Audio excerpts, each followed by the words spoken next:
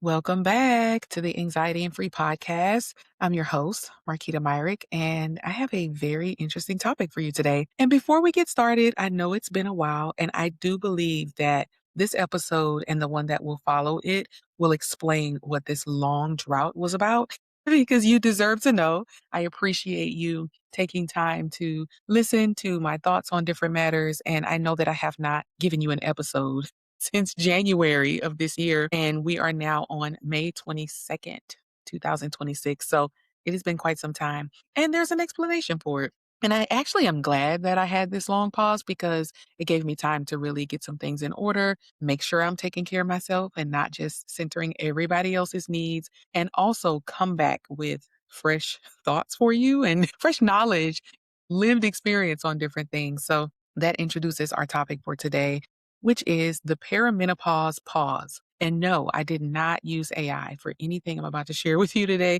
I started to, and then I thought, no, I like the topic I came up with. We don't always have to use AI to fact check ourselves.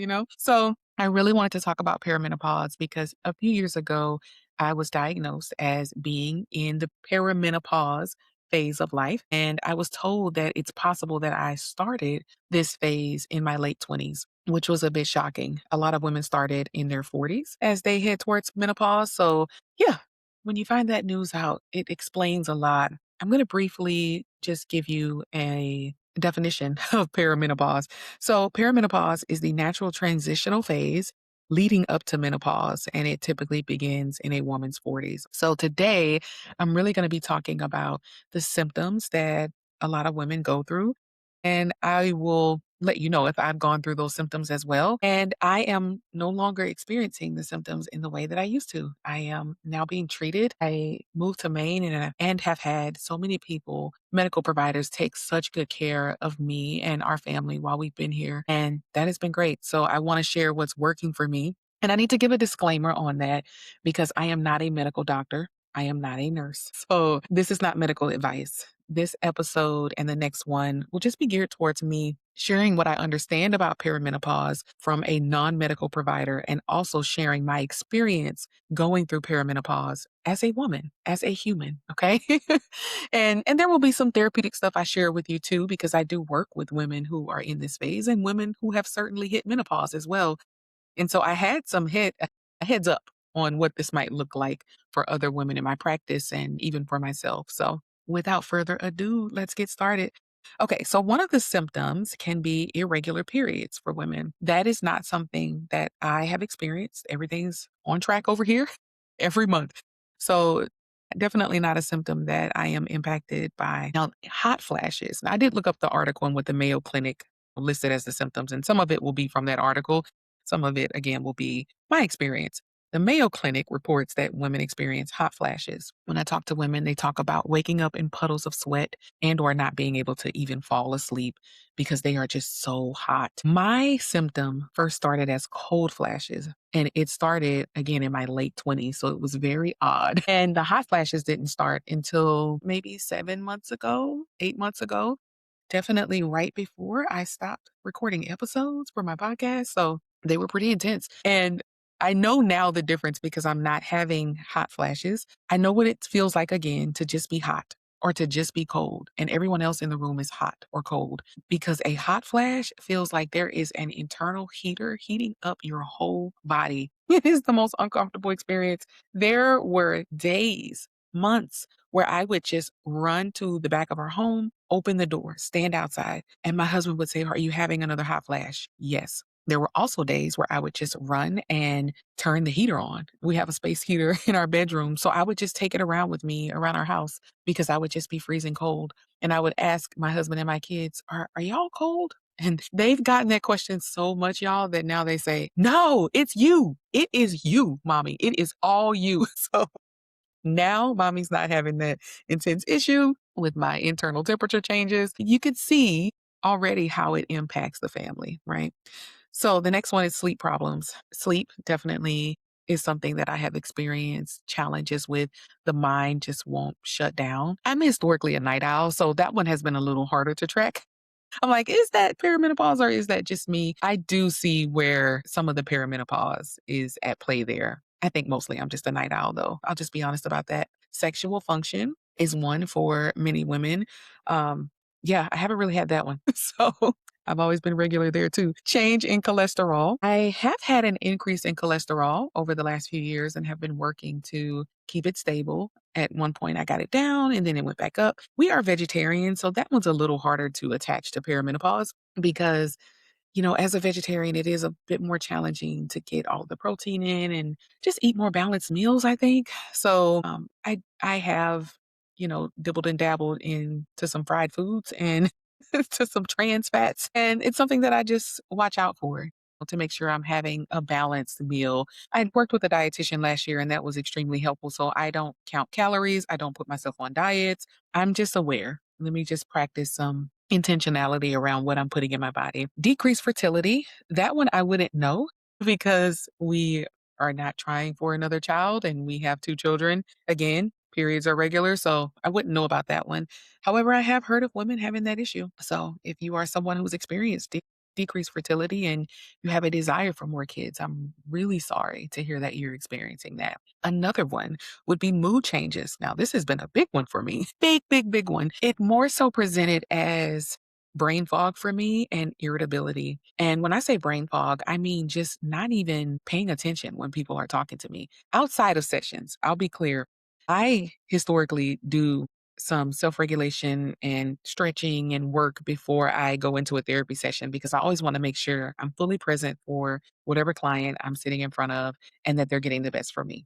Now, I don't want you to hear that I'm not trying to give my family the best. When I'm outside of sessions, I am multitasking a lot. I am doing dishes, laundry. I might be signing off on a note with my laptop upstairs and running back down, finishing food, trying to hear about the kids' day. Do you have homework? Checking in, might have to run an errand or a grocery store run. I talk to my mom a lot throughout the week. So there may be things that we've talked about that I'm trying to remember or different appointments she has or my dad has. And I just could not hold it all. So, and I'm gonna try not to share too much about how much all these things were impacting me because I really want to save that for the next episode and then what I did about it. But yeah, let's just say the brain fog was real and I was not presenting as my best self. What I deem as my best self, I wasn't there. The next one would be vaginal and bladder problems. If you've had children, you've given birth, there may already be some bladder things going on there. Certainly seen a urologist in the past. And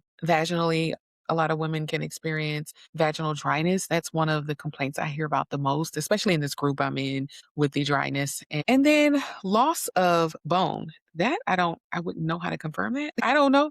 So who knows with that one? Maybe some women have had that documented and maybe they're meeting with someone to talk about how to prevent osteoporosis.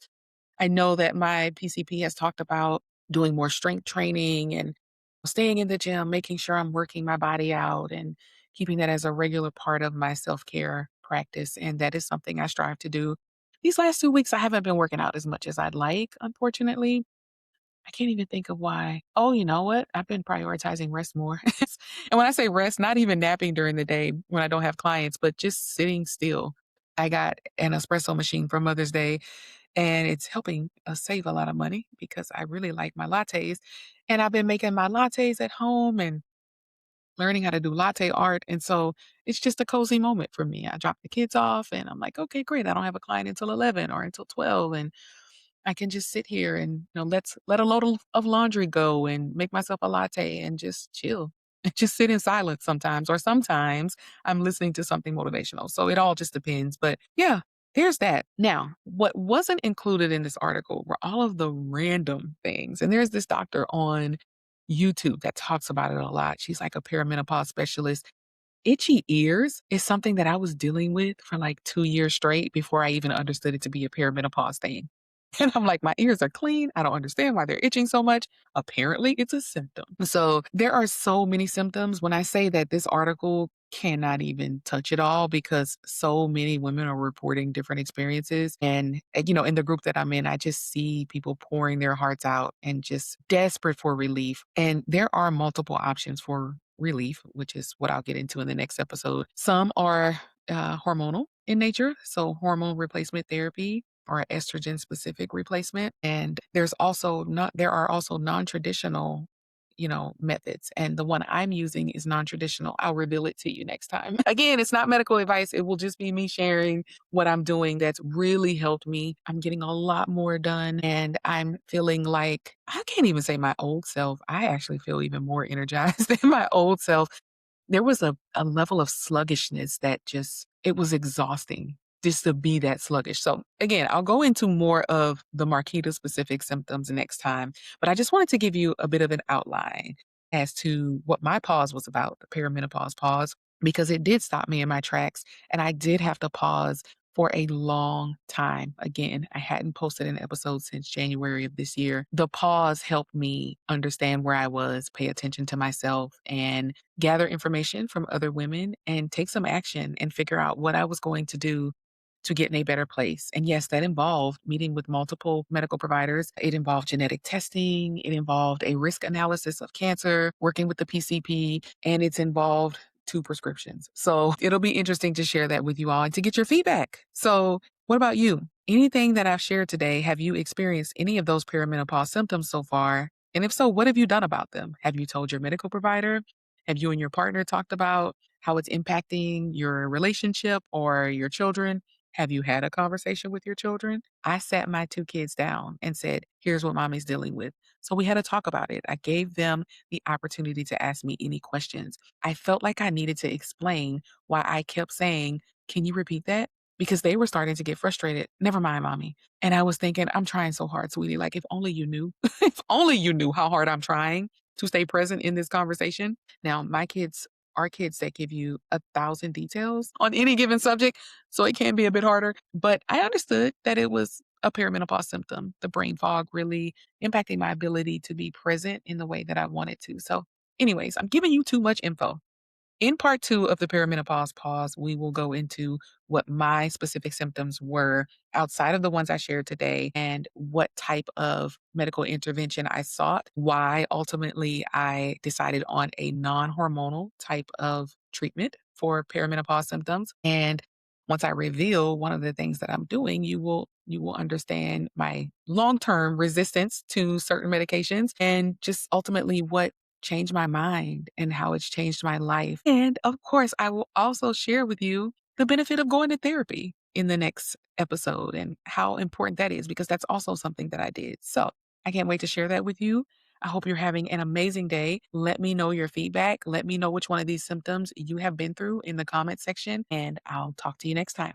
The Anxiety and Free podcast is sponsored by Find My Therapist, connecting you with therapists at findmytherapist.us. If you found today's episode helpful, please share it with someone who might need it. Tune in next week for more conversations on navigating mental health and finding your freedom.